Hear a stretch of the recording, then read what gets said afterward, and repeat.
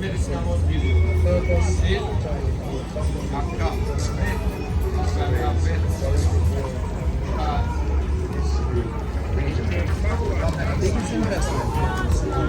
What to do. You can't just get up and know what to do unless you get the training and understanding. Alright? Hello. Any other question? Come here. Alright, so the young gentleman.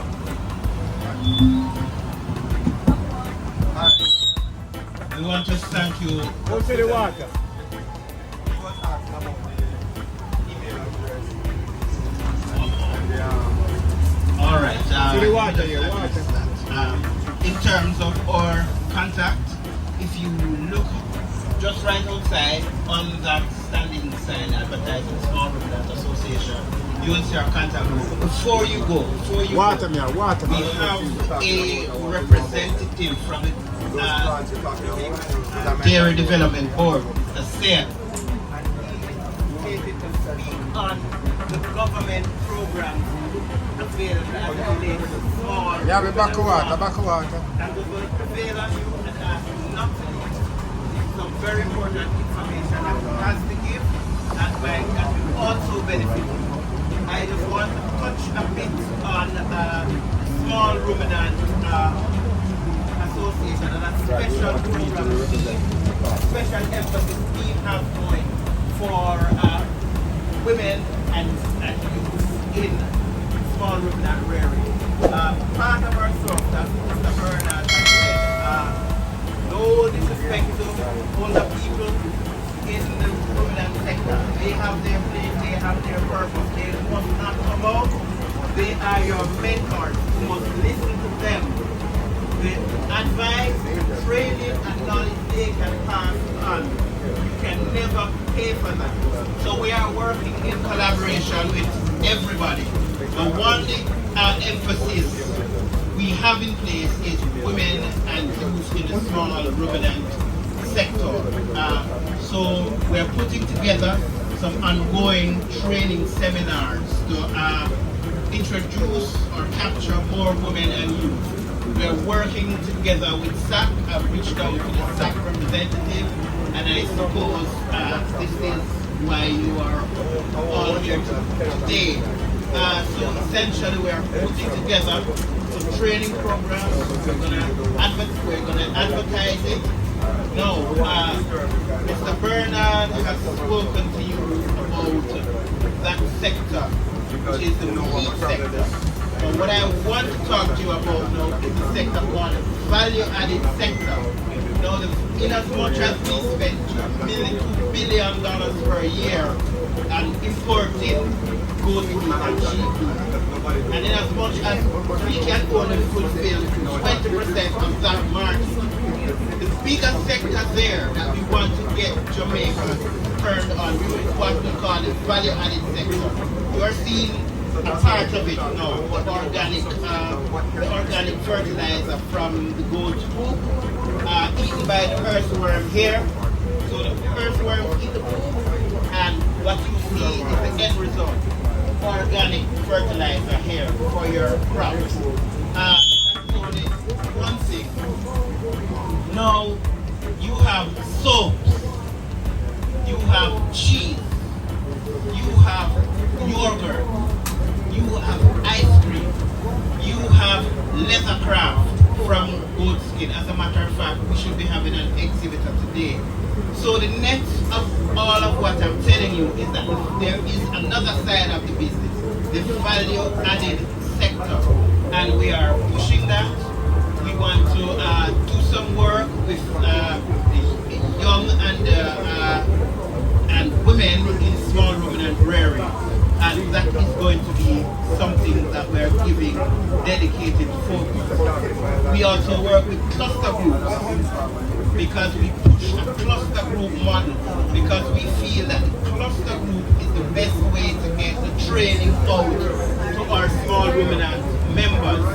So how the cluster group model works, there are a group of persons who are engaging in small ruminant rearing in a community. They reach out to the Small Ruminant Association of Jamaica, or we reach out to them. Now we training to them, various ongoing training, whether we go to them or since COVID now we've learned of an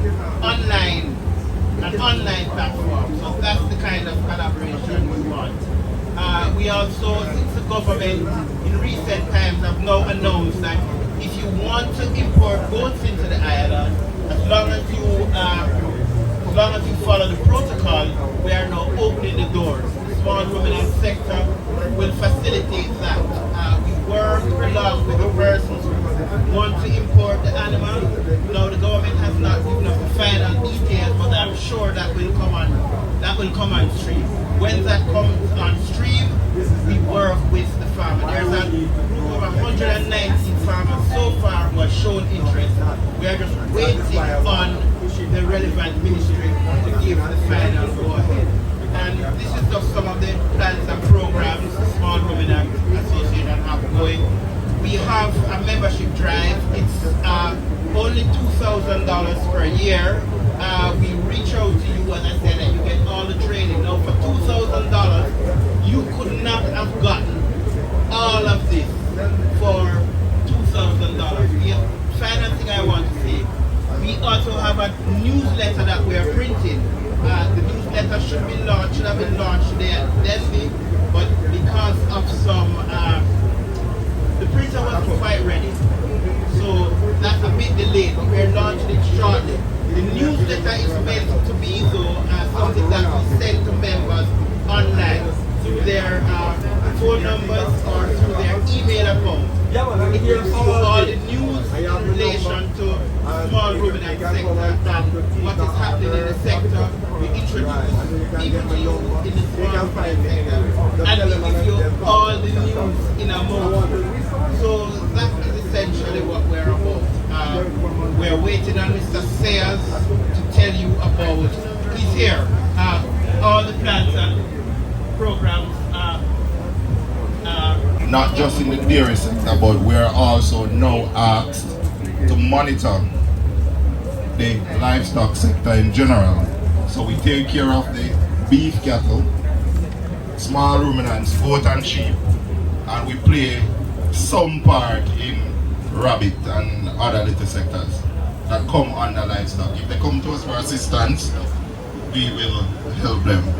But in terms of the role that we're asked to play by the minister and the ministry is monitoring the livestock sector in general, which is the cattle, dairy cattle, beef cattle, small ruminants, goat and sheep.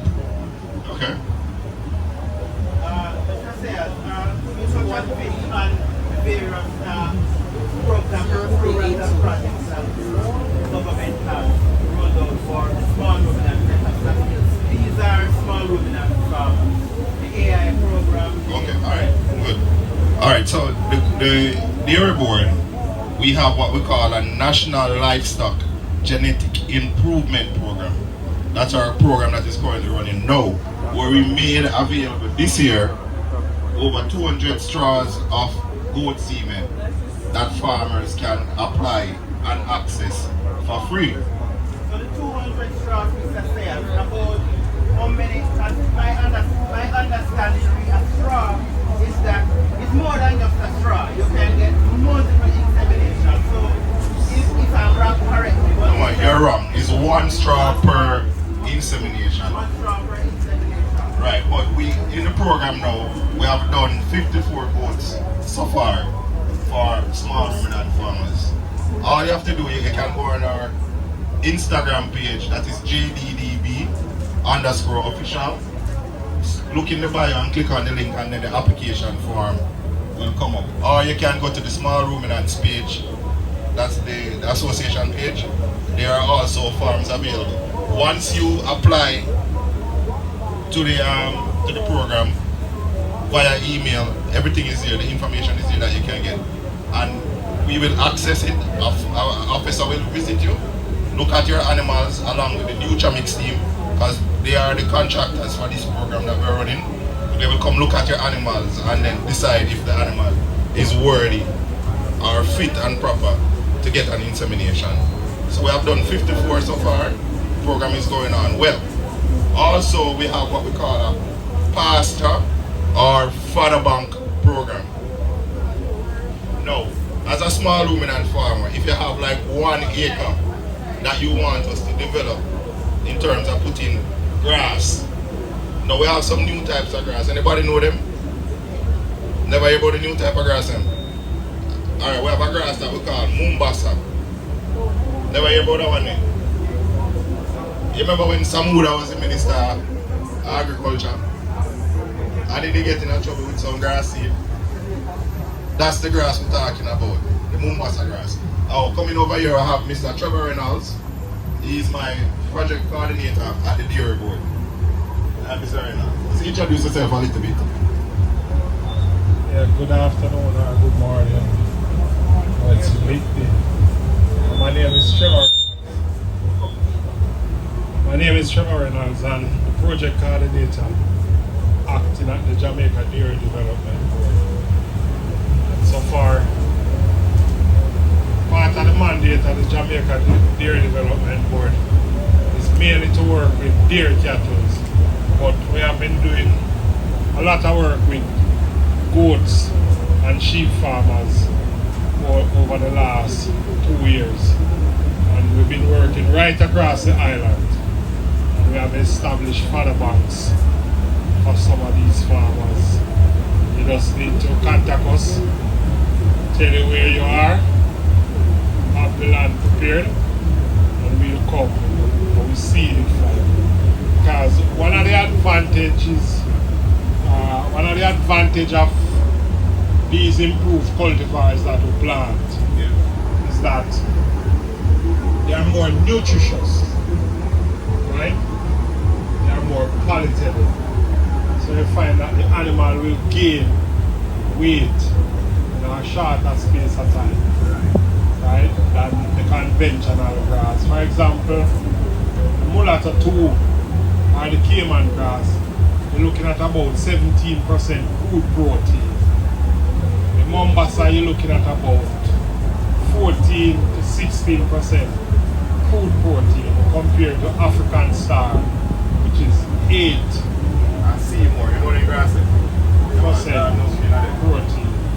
So we encourage farmers to plant these species. Alright, so they're a little bit expensive, and that is why the Dairy Board comes in and help out to offset the cost. Because a kilogram, like the Mombasa, you're looking at about 6,700 per kgs, right?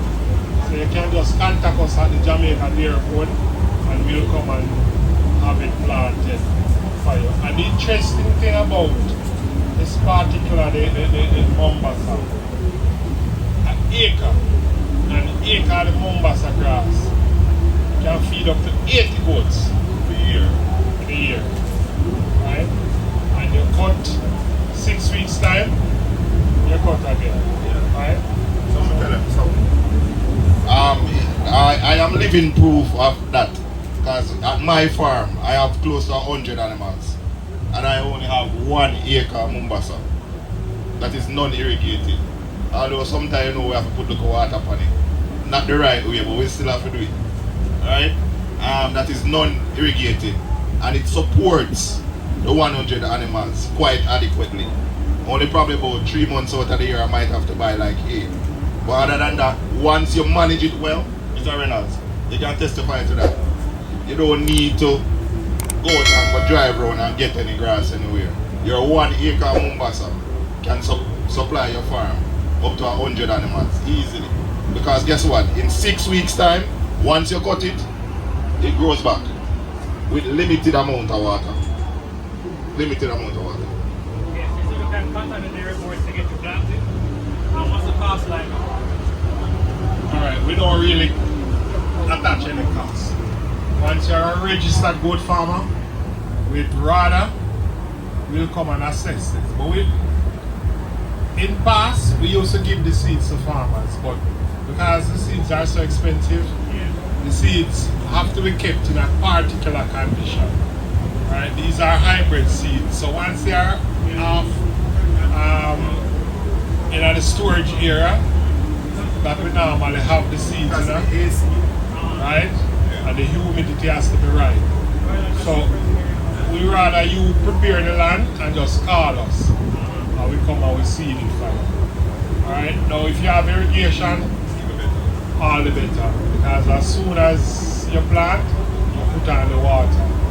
But if you don't have any irrigation, we try to plant it during the time when you get some rain. Yeah, and once the time get dry, just cut it down. Don't make it stay at a level, a high level. Just cut it right back down to the ground. And as the rain starts to fall, it comes up back.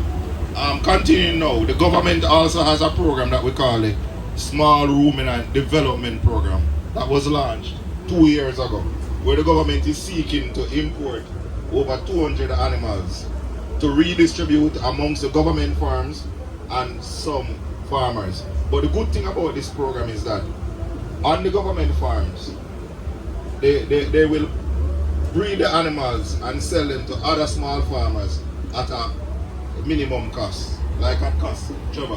What would I call that cost? Low, for sale or low value cost. What would I call it? Subsidized. At a subsidized cost. And also with those animals that the government is bringing in, they will also collect semen from them. And then that semen now will go back into the AI program that we have running. So it would benefit farmers over the years. It's not just a short-term program. Right? We also at Dairy Board we have a cottage industry program. Right, Mr. Reynolds, you want to talk about that a little bit? Alright, now the cottage industry, there is a niche market for goat milk. Alright, and we have about 3 or 4 producers that produce yogurt and cheese and some other products from the goat milk. Soap as well. So there's a great demand for the goat milk. So we're encouraging farmers. You can still do your meat and milk some of the goats. Right? But you know that certain type of goat like your Nubian and your Alpine, those animals will give far more milk than the regular boar goat or the scrub or what have you. It's called the Jamaican Creole. Or the Jamaican Creole. I know it as scrub. Yeah. So we're encouraging you. And if you are in a particular area like Clarendon, there's a processor by the name of Trindram. She will buy the milk from you. Once the milk is of a certain quality, and then now if you are in St. Mary, you have Cabra Ranch. They also do some processing. And then over in Trelawney, you have Ruby Goat Dairy. They do a lot of purchasing of the milk. And interestingly, like Ruby, she do a thing with them called rent a goat. Yeah, where you rent her your goat and she milk it and she breed it. Now if you have a twin drop, she keep the female and she give you back the male, and then now you still earn a price from the milk that is sold from that goat.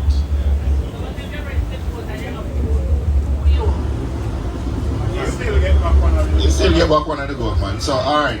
So that's basically the programs that the Dairy Board has that we're currently running that has an interest in small ruminants. If there are no more questions, yeah man, I told them about the genetics program already, Mr. Reynolds. I have a schedule here. I just want to let you know what's on the schedule, so that if you are so interested, you can join us at the respective times again. Okay, so Mr. Sayers has just spoken. Let me see if I can find this gentleman. Alright, so that's Mr. Sayers.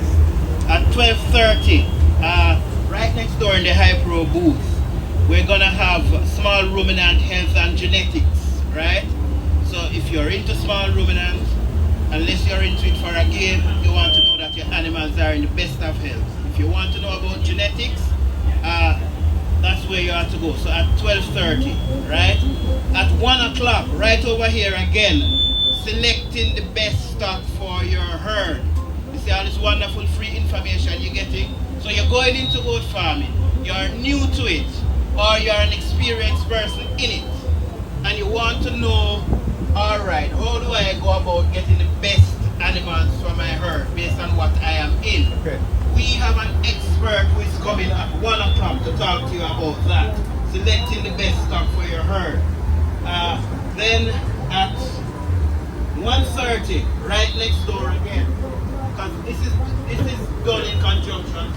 God bless Mr. Sales. This is done in conjunction with Hydro. At 1:30, is it 1:30? Yes, 1:30 again, right over the Hydro booth next door. Farm theft prevention, right? So you're gonna have somebody who owns a security company who's going to talk to you about farm theft prevention. I hope you're getting all of these down, you know. Write them down because the information that you're getting here today, free, you could not be able to pay for it. So please write it down to see what you're interested in. Then at 2 o'clock, we have raising sheep profitably in Jamaica. And that will be right over here at 2 o'clock. Then at 2:30. But I kind of know that it's wider now, so I can tweak the presentation based on what you want to say. Alright, question, I want to be interactive. Since it's so small, we can at least have a little discussion. Anyone know what predatory larceny means? What do you think predatory larceny means? Based on where people talking about, what does it mean to you? Thief what? Vegetable, goat, hog, what? Any produce? Alright, and you are saying the same? Alright. Not exactly. Let me explain. So predatory larceny is an offense under the Larceny Act. So if you go and steal something for somebody, it's a larceny. They call it thief, but it's larceny. Alright, so there's an act called the Larceny Act. Now, under the Larceny Act, there are various offenses. Section 13 says predatory larceny. But predatory larceny only deals with things that you grow. So you plant a tree, fruit, a vegetable, fine. Alright? Animals comes under the same act. So larceny of goat, larceny of cattle. It's still larceny, but you can't put cattle or goats under, if you do the charge sheet, under predatory larceny. Although in Jamaica we use the predatory larceny to mean anything where you grow, anything you produce. So that is just explanation. So when you hear predatory larceny, I can't get too technical. You can still say predatory larceny, but it's not really predatory larceny. It's really larceny. Alright, so when you meet predatory larceny, it's actually things that you grow, tree, trunk. Even if you plant a seed that tree, they cut it down and steal it, that's predatory larceny. So you understand where I'm going. Anything you grow, it's your own property. Alright? Now, since you're in the law, there are various legislation that deals with the stealing of your produce. The major one is Agriculture Produce Act. Now that is a later legislation to the Larceny Act. So Larceny Act a long time come from long time ago, from people to steal off of the big plantation. So that law was there, it was covered everything. Alright? So but the latest one is Agriculture Produce Act. Under Agriculture Produce Act, that one deals with, it doesn't deal with the actual stealing, but it deals with agriculture produce, or you transport There's the seat at the front. register, Seat at the and front. all of those facets of agriculture produce. It actually gave a wider definition of you produce. can get the chair now which and put it back. animals, You can get the chair everything, on wider and than take it the back. larceny. Alright? Why I bring up the agriculture produce act? Why it's important to everybody in here. It affects everyone in this room. Alright? Whether you're a goat farmer, carrot farmer, cabbage farmer, or grow cedar, or your Christmas tree, same thing. Because what it does, it defines farmer, I have a chair in and the it car. defines produce, and it defines how you operationalize all of that. And let me explain. So RADA is supposed to register all farmers, right? Good. And RADA comes up, or that comes up in that act. Like all farmers supposed to have supposed to be in their system, and all farmers supposed to use an official receipt book to issue, to buy and to sell their produce. Let me explain why that is so important. I'm going to go through the various acts and explain to you, then I can go wider. Now, so you're a registered farmer, you buy, you grow you have a couple of goats. A man come to you and say, I want to buy some goats from you. And goats are other produce, and you sell them the goats. But you say, I can't buy them, I might goat them, body most and my goat them, and you sell them the goats then. The man that travel on the road with the goats. And police stop him and say, where get the goats them from? The man say, John Brown from Round and Tom River sold me the goats. So I'm saying, where's the receipt? And you take out one little piece of paper where you write 30,000 per goat, one black and white goat, and give you the documentation. Strange enough, by selling your own goat with that piece of receipt, you'll be committing an offense. You know, so you know, any produce it's yourself, if you're not using the official receipt book, it's an offense. It's kind of strange and it's kind of bad, but it's still an offense. So, and that is why that piece of legislation is so important to you. Now, if you're traveling with your own produce, we don't expect you to write yourself a receipt. So what you must have? Farmer's ID. Because remember now, when Rada gave this registration, when they send you the book, it is tied to the book. So that set of books when they give you is you and you. So you think goat don't do well in cold versus hot? That's not true. The difference is this. This is so which one you think the goat don't do well in? The hot one or the cold one? So them don't like cold weather. You notice that them fur is very thick. And you know that sheep, when the weather is cold, sheep actually grow wool. So the goat do the same thing, not wool, not wool, but the skin and the thing there, the hair get a little thicker. And they adapt to the environment. I am here and I'm feeling hot. I spent 3 days here at DENBIGH, but I'm okay. I am adapting to this heavy heat in Clarendon. When I'm in Kingston, I'm not so hot. So when I go to Mandeville, maybe I'll get sick because it's so cold. They adapt to the environment. They adapt. No, but it's adaptation. Everything takes time, but how long?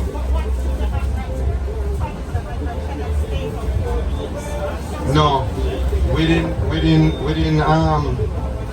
about a week or two, once you have good nutrition and you have proper housing, that is not a problem, because what the goat wants is to know he's getting good food and in belly full.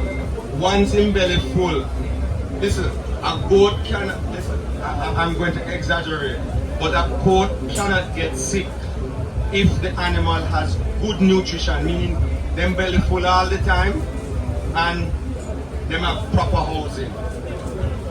And the difference is the wet environment. It's not the coolness of the time that makes the big difference. It's the water and the wetness of the environment that's the big problem. So that is why we recommend slatted floors, take them off the ground and make the environment be dry so they're not walking in rain and wet. Because the rain and the wet and the mud, acidosis, disease, all kind of things attack them when you have them on red ground. But a well-fed animal don't get sick. A well-fed human being that is well-fed and live in a good house and have fresh air don't get sick either. And that's the difference. I have seen it, listen, I've raised goat and I've been around a long time and seen it. I've never seen an animal struggle in the Mandeville cold weather, as you say. And call me, I'll introduce you to farmers who rear animals in Mandeville successfully all day long. St. Elizabeth, Mandeville, any parish you want to pick, just call me and I will direct you and tell you of farmers who are successful at it. When you're not successful, it means that you're doing something wrong.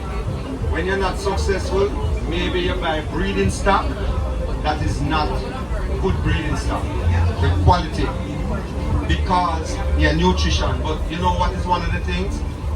You don't want to take away your program, but the people interested. When you buy animals, for example, I don't believe in drugs. If you decide, a lot of people come inside here, what I must give an animal? What kind of medicine? You don't need any medicine. Good food, good housing. You mustn't be thinking about drugs and worming and all these things. Feed them on natural food. You have natural wormers. Things like red nut and wild tambourine and all these plants that have tannin in it. Those are natural wormers. So I like to tell people, include at least 7 different plants in the animals every week. Make sure you have different plant material, not grass. Goats don't like grass. They eat grass, but they don't like grass. Goats are browsers. They love plant material, tree, shrub, legume. When a goat is in the land, they're not eating the grass. Watch them. They're eating the legume and the little flower thing them in there. That's what they like. That's what you have to feed them on. If you take those goats and feed them on grass, you just give them a belly full. It's like to cook a pot of rice and give. I mean, not put no protein, no mineral, none of them other things in the diet. Belly full, and it's not about a belly full. It's about proper nutrition. That's what is key. Proper nutrition. And the worming, when you buy animals from a farm that is not dependent on drugs. If you buy some animals from a farm that is worming the animals every month, then you get a situation of what is the word? They develop a resistance to the worm. It's just the same with the antibiotic and the drugs. You're going to build up a resistance to the antibiotic. If every time your animal sick, boom, you're joking with some antibiotic. That can't work. You only treat an animal if it needs to be treated and if it absolutely needs to be treated. So maybe you buy some animals that poor quality. Maybe those animals were being wormed every month. That is a real situation. How do you keep those animals alive? Half of them going to die. Yeah. Yeah. Yes. Alright, so there are some practices. I went to a farm, right? Big farm. I can't even call the name because I get myself in trouble. They inject the mother, I think 3 weeks before it born. And when the mother have the kid, they worm the mothers because they are claiming that if you go around the place and she feces, that parasite will not be dropped on the ground because the antibiotic, the wormer is going to kill it, not gossip. Every living organism have worm in you, have all kind of bacteria inside of you. It is a part of our makeup. But what you do, your aim and goal is for the animals to build up a resistance to the wormer. They must be able to fight the worm inside the stomach. You build up a resistance. How often are you worm? Do you worm every week, every month? We don't even do that more than so. You understand? It's the same thing. Just like how you run the human body, so you must do it. And if this gentleman here every day get up and I eat fast food and I eat junk and buy sweet and biscuit, and this young lady here is eating healthy food, what do you think will happen? If I will get sick and she will live to 100, that's the secret to it. Alright, thank you so much. Alright, so as we were saying now, so there you have it. So you would have heard the demonstration of the technical expertise that comes with being a part of the Small Ruminants Association of Jamaica. And so through the project, some of the things that we're looking to facilitate, working alongside entities like SRAJm, looking at learning and study tours. Sometimes we're so short-sighted because we're only used to seeing our, parents used to do it this way, and then we come learn we only do it this way. But sometimes it is good when we can get out of our area and go to another area. So if you come from Clarendon, maybe go down to Senti, go see what some of the farmers doing in Senti. Maybe go over St. Mary and see what they are doing. What lessons can you learn from those farmers? What lessons can they learn from you in terms of how you are doing your operations? Mentorship. So when the older, the more mature ones of us, we're in this thing long time, and so we have a certain level of know-how. And the truth of the fact is that farming is becoming an aged profession in Jamaica. It's a whole heap of more mature people, and the fact is we need some young people becoming a farming to make sure say we can continue to eat. Because if there is no farming, the whole of us are dead for hungry. And young people have to be coming in. So who are those mature farmers who have the experience, who are willing to adopt one and two of the youth them in the community? So if you allow them up and make them go smoke and rub out them and wiggle and get themselves in a problem, take two of them man under your wing and say, alright, come let me teach you how to raise goats. Come let me teach you how to do whatever it is that you're farming. So you mentor those two and you save them today. And who knows, in so doing you might actually be saving your very own life. Because the intervention that you would have made in that young man's or that young woman's life would have saved them from going down a path that would have allowed them to come back and pray for you. So these are things that we have to think about. Also, mechanization of agriculture. The days of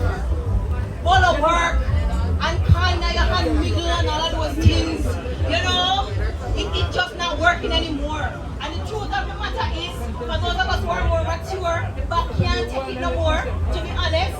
Don't see mommy, but can't hold on for it no more.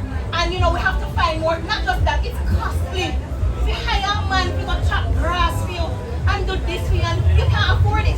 So how can we bring in low-cost technologies? So things like using sharpening machines to make the feed.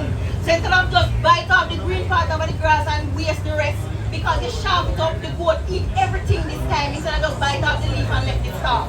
You know, how can we bring technologies in to make the farming more efficient? And you see, when you bring in technology, it also increases the appeal of agriculture. You know? So more people will want to do it because they don't see it as solo work no more, right? For people like me who grew up on farm and me eat, breathe, sleep farming, you know, come nowhere to me. But for other persons who it's not their thing, when I was going to high school, I don't people do agriculture. That's what they said. The people who couldn't get into the bios and the chemistries and the physics, you know, those were the ones who did agriculture. When I said I wanted to do it, the teacher looked at my parents and tell them that they're not signing me up because I'm wasting their time. But it's agriculture I love. And so those of us who, yes, all right, Shane. Those of us who, you know, want to see agriculture progress, we have to throw ourselves into it and do what we can. I'm wrapping up now. The bottom line is money is in agriculture. If we treat agriculture as a business and not a side hustle and not a something we do on the side, or, you know, if we can't find nothing now go on to right now, so let me try a little farming. That's not what agriculture is. It is a business. I went to university of farming because of agriculture. And my father is not a big farmer. He's a small farmer who plants corn and raise hog and cow. That is how I went to university. Farming is what did it for me. And if it can do it for me, I'm special more than nobody else. So agriculture, if treated like a business, can be a very valuable one. And so we're saying to you as farmers, especially those of you women, we have to make some money to ourselves now and become a little bit more independent. You know, raise the goats in the backyard and do your thing. Men, you want to be, you know, the men of the household and be able to provide and support your families. Goats is an excellent choice through which that can be done. I'm going to hand back to SRAJm. And I know they're tired, but come here, Mr. Myers. There is a 5 minutes, I promise you. There is a side to the goat industry. You hear about the $2 billion. The $2 billion is only the meat side. You see this side now? Where you get the goat doodle and you put the California red worm in it. Expose your business thing. And you put the California red worm in it, and then you put it down and you make the goat do them things. What you get is organic fertilizer for crop farming. That side is bigger than the meat side. That's the meat side is only 20%. So you get the 80% now from that. You get the 80% from making lotion, you get the 80% from making soap, you get the 80% from the milk, you get the 80% from the ice cream, you get the 80% from the yogurt, and give it 5 minutes and this man is going to tell you how you use goat skin leather. You see, all of those shoes out there is him. Before you give him, just one plug.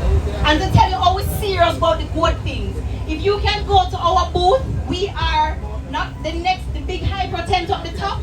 We're behind, we're across from it. So you see, agro. No man, there is hypro, and then there is some juice and stalls. We're behind that. So there's a row in between that. We are giving away a goat to a woman, a man. Hi, Sir Ferron. We're giving away a goat to a man, a woman, and a youth. So you can go over there, fill out your entry form, and who knows, you could be the winner of one of those 3 goats, all right? So come find us when you finish. One thing, I tell you that we have the experts everywhere. No man, when it gets good, it gets good. You see, this gentleman here is a foundation member of the Small Ruminants Society. He is one of the Caribbean and the world's foremost expert in goats. If you see him, you would know unless him tell you, but him not going to tell you, so me going to tell you. So we have the experts everywhere. Right, so I want you, when you finish, come sign up and join the SRAJ. I don't have to sell it anymore. If you think you don't want a good thing, fine. But only $2,000 will give you Mr. Ferran and everybody else. See Mr. Myers here now, clicking at you, jumping at the bit. Talk to them about leathercraft now. Good afternoon, ladies and gentlemen. We are here. I won't I would like to see you, get comfortable. I know you might be fatigued at this time, but just take 5 minutes to hear what is going on. As you hear about, praise God, bread and lastly, and all of these things that is happening in the goat industry, and I just want to add to it that, the value added part of it, is where I use the goat skin to make leather products. This is a goat skin that is tanned. Yeah, you can pass it around and let them feel. That's a skin from a goat. And that is what I use to make my products. The leather bags, leather wallets, shoes, slippers, and all of these things. Mr. Smith have some in his hand there. Yes, we do those things, and it's all done from goat skin leather. So when you have your goat, it is very important, protecting your goat from bread and lasting, from worms and all of these things. But I want to encourage you to also make sure you protect them from ticks and all of these things, for they will damage the skin, and then the leather, you won't get a good product from the leather. But I can tell you, it is a good thing, and I'm in the association of the Small Ruminants, where I'm going around to teach people, to do leather craft. Because leather craft is a very, good industry, and you can earn from it. Praise God. I'm in the earning side of it, and it's give me good growth, and I can proudly say I'm glad that I did learn this. And see, here is Mr. Ferran, from Cardi. I learned this in the 80s when they were going around. There was Mr. Eve and Miss Eve who come at Bromington, that is way in St. Elizabeth.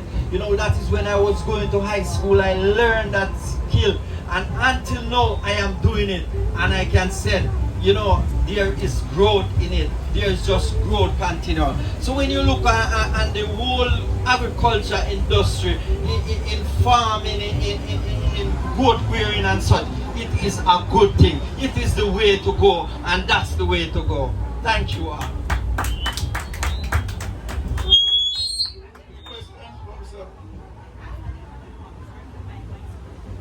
Any questions for the presenter, Mr. Myers?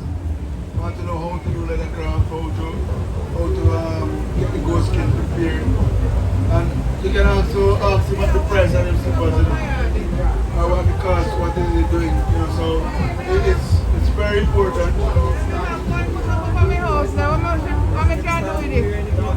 They have a goat skin hang up in the garage. So maybe get to it and we can use it. When you sign up, talk to Mr. Smith right now. When you sign up, if you don't have time to pay now, you can pay now, you pay now, but if you leave your address now, number. You pay $2,000 for your membership. Your membership fee, that is one time. You get all the benefits from the association. Sometimes they have animals, sometimes they have products, sometimes they have different things. And if you live in that area, just get them together. They are just more benefit to have a group. So come out and do training, come out and get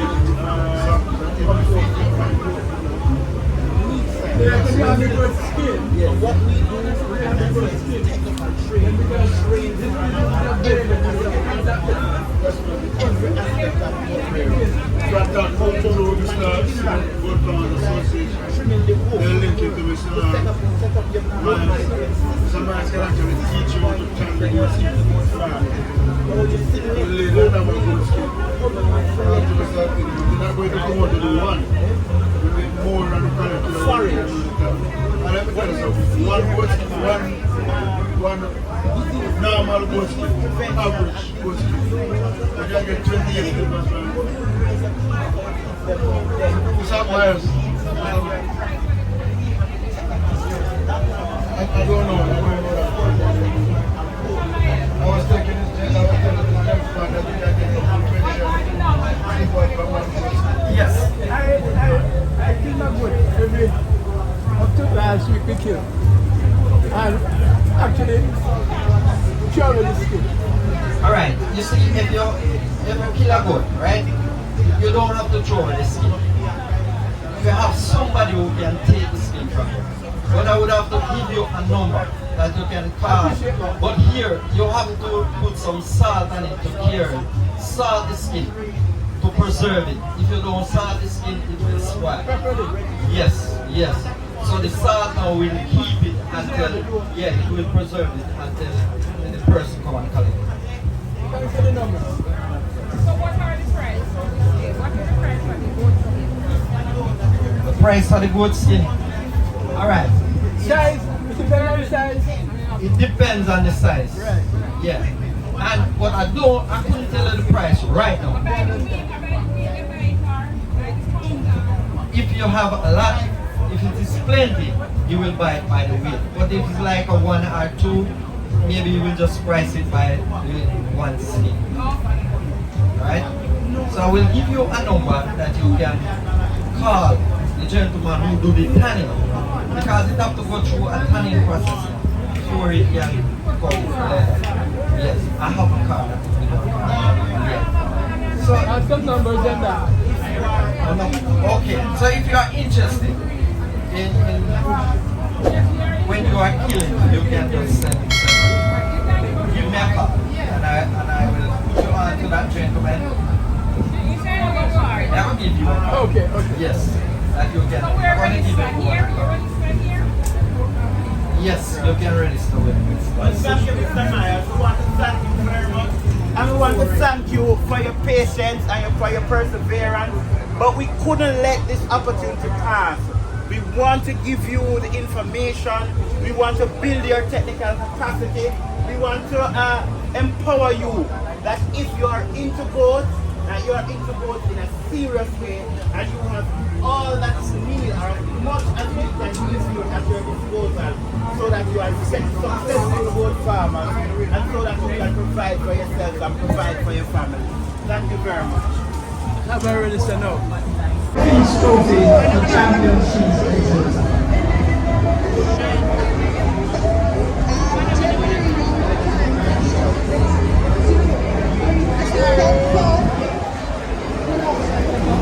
Ladies and gentlemen, I want to thank you for this enthusiastic ceremony that we had this morning. Earlier, Bergman had said, 100 photographers, no, we have more than enough. I want to thank you for participating with us. And if any of you wishes to go and look at the animals down there, we do so. We have persons down there who are able and willing to escort you around the animals.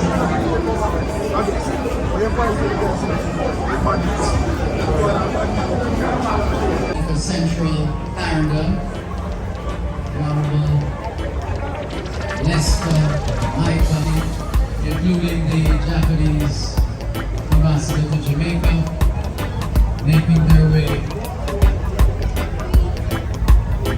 ensuring, greeting not just the handlers, but importantly the animals.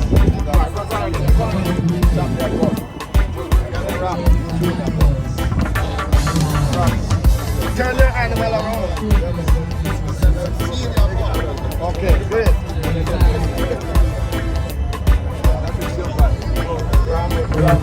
Can you a little bit more space to give us a little bit of size of passage, please?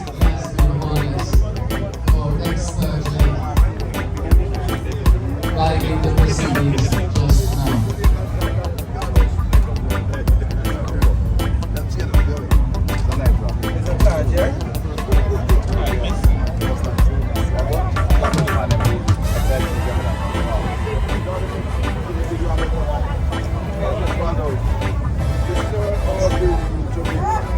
So let's just take a pause. Say hello and welcome to our queens. So let's introduce them and have our second runner-up. And these queens were crowned on Saturday evening. This competition, last time we qualified before Sunday,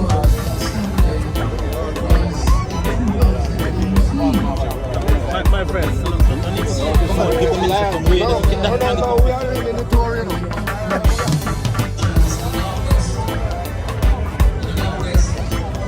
reigning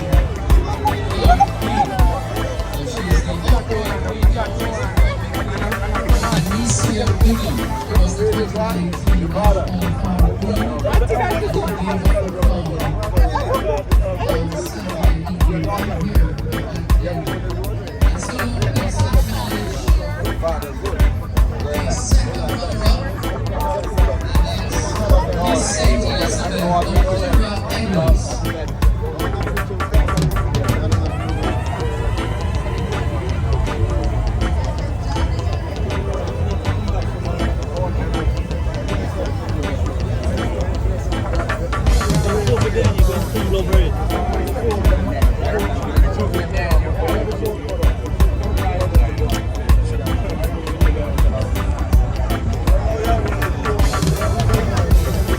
Yeah, please. Big smiles, big smiles.